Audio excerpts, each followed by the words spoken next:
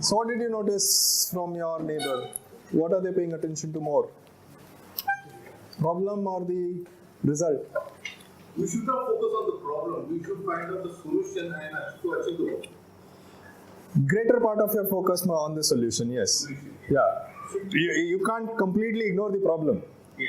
But if you stay obsessed with the problem, then you'll stay with the problem.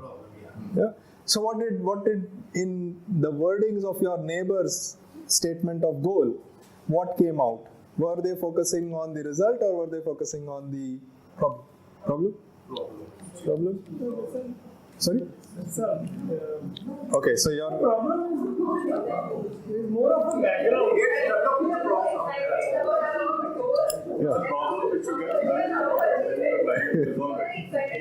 Okay, sorry? No, I was saying there's a problem, the excitement which is always there. Yeah. But today we don't have a solution to it. And Yes. we keep on discussing on this, like, the Yeah. how to solve it, and we keep on talking about the problem. It's not that we are very Yeah, but that's where have a path. you're right. If you don't have a solution to the problem, if you don't have the solution, most often you come back to focusing on the problem and then you become more and more obsessed with it. And that's where in situations like this, see, weight loss is simple. The solutions exist plentiful. Yeah. Right? But there are some problems for which I've had people in my student base as well as my client base where a lot of women, they're stuck in very bad abusive marriages and according to them there is no solution. What will they do? They don't have any means of livelihood, who will support them, etc., etc. So on the face of it, it looks like there is no solution. So therefore, since there is no solution, how can we focus on it? We can't focus on it.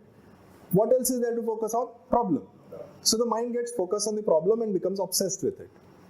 In such cases, if you don't have a solution, if you don't know what the result is, at least you can imagine that once the problem is solved, what will life be like?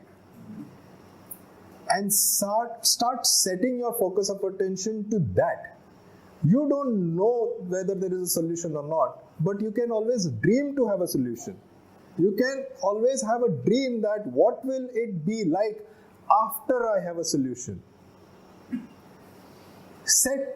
That's also in many, how many of you have read this book called Think and Grow Rich?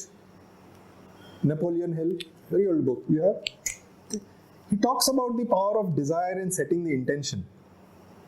How do you do that? You set the intention by constantly creating a dream in your mind as to what will it be like after the problem has been solved. So that's one way of focusing your attention. And if you know there is a solution, if you know there is a result, you know how it is going to be done, then maintain maximum focus of attention on that. Not on the problem. Yes. Why do we call every problem as a solution? How can you say there is no solution? I have a different phrase, my own. My phrase is every solution has a problem. Have you been looking for it? If you've been looking for it, you found it. Right? See, Are you saying we should train our mind to use positive goals, positive thinking? No, I am not. If you say that the outcome for every problem there will be a solution or outcome, then we are also focusing on the outcome. Yeah. Let me clarify your point, right? So, positive thinking would be, you see that, the whole garden is filled with weeds.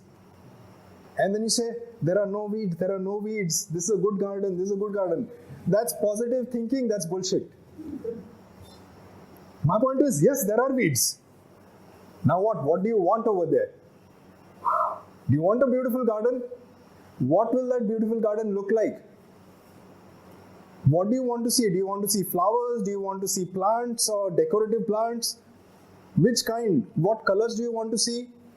That's focusing your attention on the result that you will have after the problem is gone. Understood?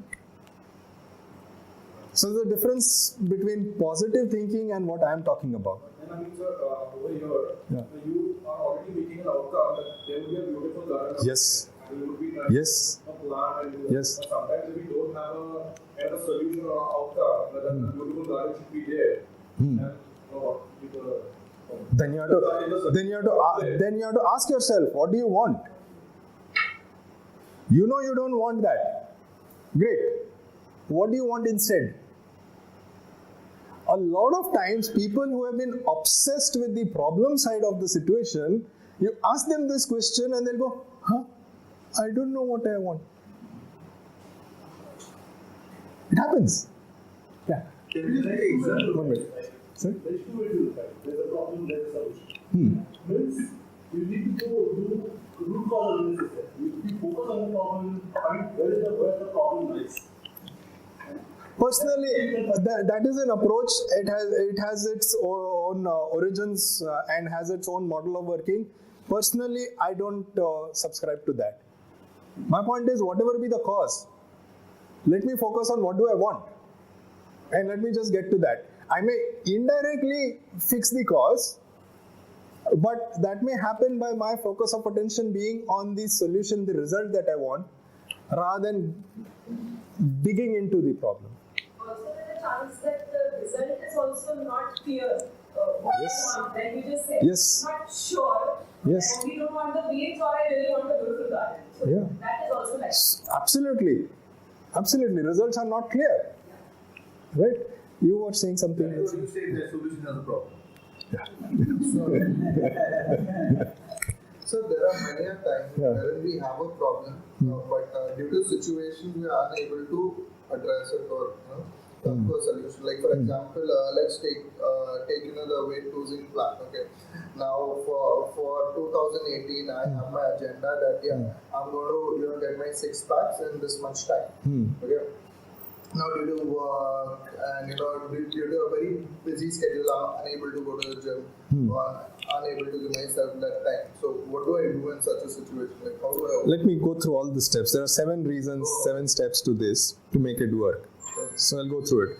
But to counter it, something more serious than just 6 packs and all. Okay. These women ladies that I am, call it good fortune, bad fortune, whatever, okay, they are in unfortunate situations. According to them, they have no way out. They have to stay in that abusive marriage. How many of you know women like that, ladies? There are a lot of women like that who are stuck in bad abusive marriage, and according to them, there is no way out. No way out. Is that the absolute reality, that there is no way out?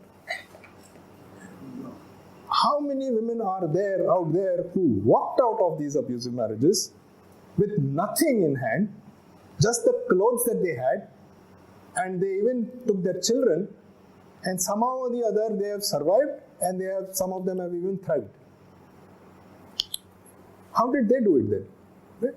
The point which it comes to is that you believe that you don't have resources, but the ultimate resource is not the resources themselves. The ultimate resource is, can you go and acquire those resources that you need? Do you have it in you?